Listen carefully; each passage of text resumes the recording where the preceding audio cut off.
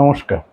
উপস্থিত সকলকে আমার আন্তরিক প্রীতি, শুভেচ্ছা, ভালোবাসা, বড়দের শ্রদ্ধা ও নমস্কার জানিয়ে প্রত্যেক দিনের মতন আজকেও একটা বিশেষ গুরুত্বপূর্ণ দিক নিয়ে আলোচনা করব।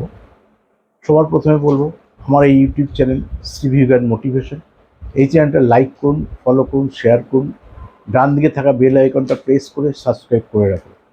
এর সঙ্গে রয়েছে ফেসবুক পেজ সিভিউ গণাদি অফিসিয়াল, ওটাও লাইক, ফলো, শেয়ার করুন। বিভিন্ন সোশ্যাল মিডিয়াতে আমি কিন্তু লাইভ অনুষ্ঠানে আসি, কখনো কথা বলার অনুষ্ঠান, সরাসরি ফোনে, যেমন টিভিতে ফোনে কথা বলা যায় ডাইরেক্ট, সেরকম ডাইরেক্ট ফোন ইন প্রোগ্রাম, কখনো রেকর্ডেড প্রোগ্রাম, কখনো লাইভ বিভিন্ন সিচুয়েশনের ওপর প্রোগ্রাম। আপনারা যে প্রোগ্রামগুলো বেশি করে শুনতে চান সেই ধরনের প্রোগ্রামগুলো নিয়ে মূলত আলোচনা করি। আজকেও চেষ্টা করব একটা গুরুত্বপূর্ণ বিষয়, হয়তো এটা আপনার প্রয়োজন নয় কিন্তু অন্য লোকের প্রয়োজন আছে, কারণ কোনোটা আমার প্রয়োজন নেই, কারণ এত রকমের সাবজেক্ট, সব কি আমার প্রয়োজন? হয়তো আমি শিক্ষা পছন্দ করি, কিন্তু আমি শিক্ষা পছন্দ করলে কী হবে? শিক্ষা দেখেছেন, লোক নেই, পার্সেন্টেজ খুব কম, কিন্তু ওইটুকু লোকের জন্য আমাকে করতে হবে। লটারি বেশি করে মানুষ জানতে চাইছে, মানুষ কম খেটে বেশি রোজগার করবে কী করে, মানুষের ভাবনা কলিকালে। তা আপনি কি করবেন? আমাদের তো আপনাদের মতন করেই চলতে হবে, আর নিজস্ব অভিরুচি তো অ্যাপ্লাই করলে সোশ্যাল মিডিয়াতে হবে না। আমি এডুকেশন ভালো হয় শুধু এডুকেশন নিয়ে আলোচনা করব, কিংবা শুধু ম্যারেজ নিয়ে আলোচনা করব, কিন্তু শুধু বাস্তু নিয়ে আলোচনা করব, সব নিয়ে আলোচনা করছি, যে মানুষ যেটা পড়বে। তো কতিপয় মানুষ হলো তো শিক্ষা নিয়ে মানুষ, তো টিভিতে শিক্ষা নিয়ে বেশি আলোচনা হতো, এডুকেশন, কেরিয়ার, ম্যারেজ, বাস্তু, এগুলো ওভারঅল। আমাদের শিক্ষাটা মূল এখনো। এই গতকালও একটা টিভি চ্যানেলে প্রোগ্রাম করে এলাম, ওই সেই শিক্ষা নিয়ে প্রশ্ন। সেই টিভি চ্যানেলে মাঝে মাঝে প্রোগ্রামগুলো ইউটিউবে মাঝে মাঝে দেওয়ার চেষ্টা করি। সবসময় টিভিতে যাওয়ার স্কোপ হয় না, একদিনে যাই, 4-5টা রেকর্ডিং করি, একটা দুটো লাইভ করার স্কোপ পেলে করে চলে আসি।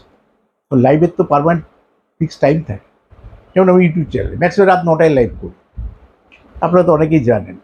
আর অন্য প্রোগ্রামগুলো রাত 9টাতে রিলিজ করি, যাতে একটা সময় দর্শকটা ঠিক থাকে যে ভিগুদার প্রোগ্রামটা এই সময় শুরু হয়।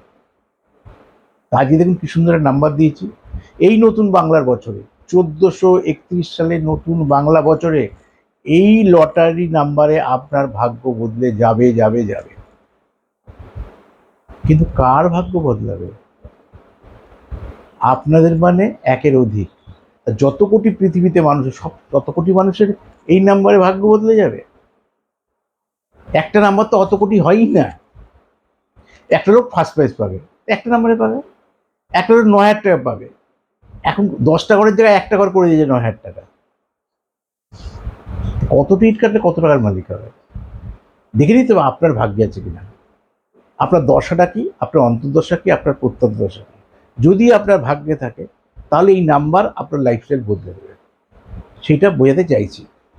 এক, দ্বিতীয় কথা, সেটা হয়তো কারোর গত বছর ভালো ছিল, কারোর হয়তো তারপরের বছর ভালো আছে, কিন্তু আপনার জন্য এই নতুন বাংলা বছরটা হয়তো ভালো। আপনি হয়তো জ্যোতিষ দেখাননি, জানেন না, আন্দাজে আন্দাজে টিকিট কাটবেন না, টিকিট কেটেন না। টিকিট কাটা যে সব ভালো তা তো নয়, কিন্তু যারা লটারি টিকিট কাটার সঙ্গে যুক্ত তাদের জন্য অ্যাওয়ারনেসের প্রোগ্রাম। কিন্তু নতুন করে কেউ টিকিট কাটবে না, টিকিট কাটার জন্য আমি এনকারেজ করছি না। আপনার ব্যক্তিগত অভিরুচি, যেমন আমি বললে তো আপনি সিগারেট খাওয়া বন্ধ করবেন না, আমি বলার কে সিগারেট খাবেন না, চা খাবেন না, বা আমি যদি বলিও তাতে চা সিগারেটের সেল কমে যাবে না। তা আমি যদি বলি লটারি টিকিট কাটুন আর লটারি টিকিট কেটেন না, তা দিয়ে বাজারে কিছু ফারাক পড়বে, যারা কাটার তারা কাটবে। কিন্তু আমি সবসময় বলি যদি কাটতে হয় তাহলে অল্প টিকিট, 30 টাকার টিকিট কাটুন, ভাগ্য পরীক্ষা অল্প থেকে করুন, যাতে আপনার লাইফস্টাইলে চেঞ্জ আসতে পারে। রিস্ক যত কম নেবেন তত গেন করার বেশি সম্ভাবনা থাকবে, যত ঝুঁকি কম নেবেন তত লাভ করার সম্ভাবনা বেশি থাকবে। যে কোনো ফাটকা ইনভেস্টমেন্টে এইটা পলিসি হওয়া উচিত। কিন্তু আপনার লাখ লাখ টাকা টিকিট কাটছে, হাজার হাজার টাকা টিকিট কাটছে, পরে বলছেন ভিগুদা আপনার ভিজিট দিতে পারছি না, কিন্তু এই 20 লক্ষ টাকা দেনা, 25 লক্ষ টাকা দেনা। তাহলে অনেক আগে আপনার লটারি টিকিট কাটাটা বন্ধ করা উচিত ছিল, দেখিয়ে নেওয়া উচিত ছিল। যেটা বলি যে আপনার কালসর্পযোগ আছে না আপনার দারিদ্র যোগ আছে।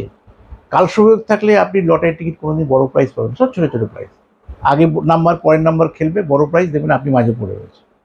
আর দারিদ্র যোগ থাকলে লটারি কেটে কেটে আপনি ঋণ হয়ে যাবেন, দারিদ্রতার শিকার হবেন, জমানো অর্থ আপনার নষ্ট হবে। তা আপনার কি যোগ আছে তো জানি না, এটা তো ওভারঅল আলোচনা করছি। Lucky number 5550। তাহলে যাদের রয়েছে ফাটকা লাকি নাম্বার 5, তাদের জন্য এটা অ্যাপ্রোপ্রিয়েট নাম্বার। কি কানেকশানে দেওয়া আছে যেগুলো বিচার করার জন্য বলি, সবসময় কি বলেছি, যেটা ফাটকা লাকি নাম্বার সেটা ব্যাকে নেবেন। ব্যাক মানে এখানে 5 আছে, রাইট সাইডে সেটা নেবেন, যোগফল যেন 5 আসে। এটা ফার্স্ট। সেকেন্ড, ফাটকা লাকি নাম্বার ব্যাকে যা দিচ্ছেন তার মিত্র যেন ডান দিকে থাকে, যোগফল যেন তার মিত্র আসে।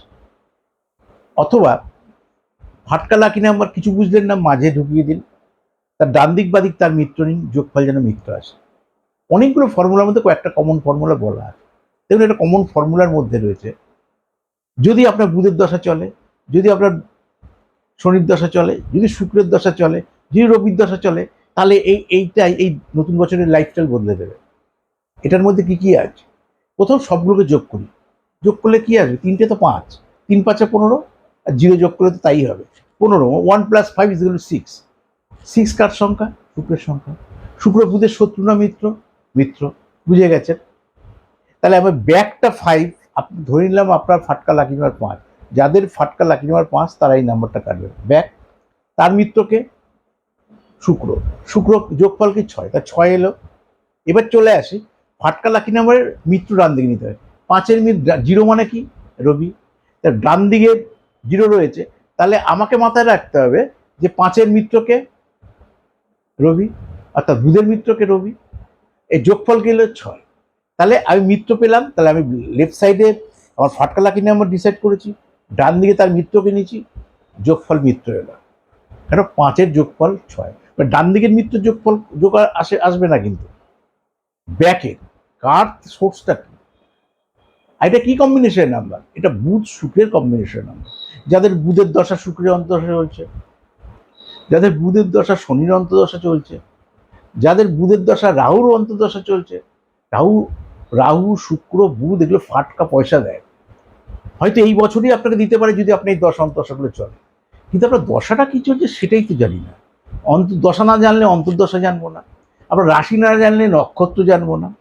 তা সেরকম একটা থেকে একটা রিলসও দেখুন, বলি আপনার নক্ষত্র দেখে আপনি এগোন, নক্ষত্র দেখে এই কাজ করুন, আপনার রাশির নক্ষত্র দিন অমুক গাছে গিয়ে জল ঢালুন।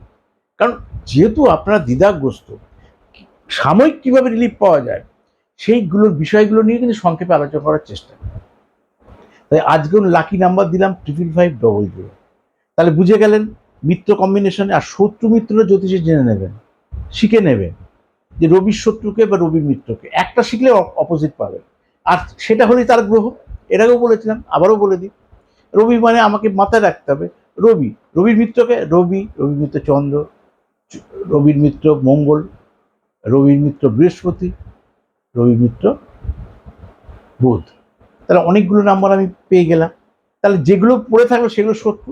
এটা শত্রু মিত্রটা মনে রাখবেন, শত্রু মিত্র না জেনে লটারি টিকিট কাটবেন না, নিজের জন্ম নক্ষত্র না জেনে লটারি টিকিট কাটা উচিত না। আর কাল সর্বযোগ দারিদ্র্যযোগ থাকলে একদম লটারি টিকিট কাটা বন্ধ, কোনোভাবেই আপনার এগোনো উচিত। আমার ইউটিউব চ্যানেল শ্রী বিজ্ঞান মোটিভেশন, লাইক ফলো শেয়ার করুন। আমি আপনাদের সঙ্গে ছিলাম, আছি, থাকি। নমস্কার।